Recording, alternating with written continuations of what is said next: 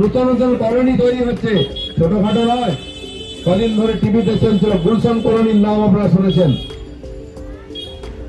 Gulshan colony এই রাজ্যেরই একজন মন্ত্রী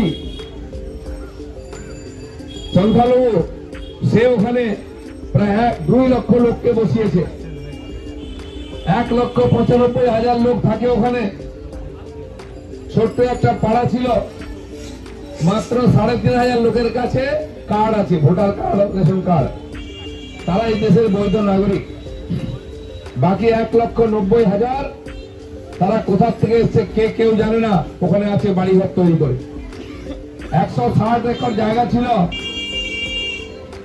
এখন মাত্র 15-16 একর আছে। বাকি বসে গেছে লোক, ভেড়ি বুঝিয়ে, খাল বুঝিয়ে, জলা বুঝিয়ে রাতারাতি হাজার হাজার লোক বসে গেছে। কোথা থেকে এসছে?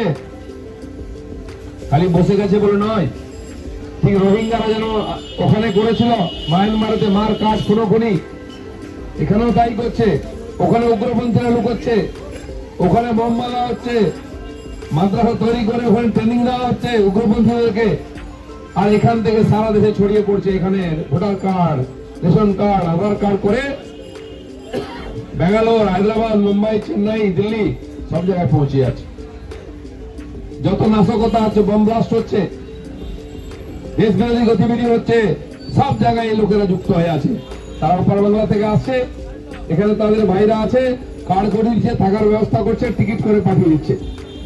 খালি বাংলা বিপন্ন নয়, সারা দেশ বিপন্ন। জম্মু কাশ্মীর পর্যন্ত চলে গেছে রোহিঙ্গারা। সেই জন্য আজ ভাবতে হবে, আবার উদ্বাস্তু হবেন না এখানে থাকবেন।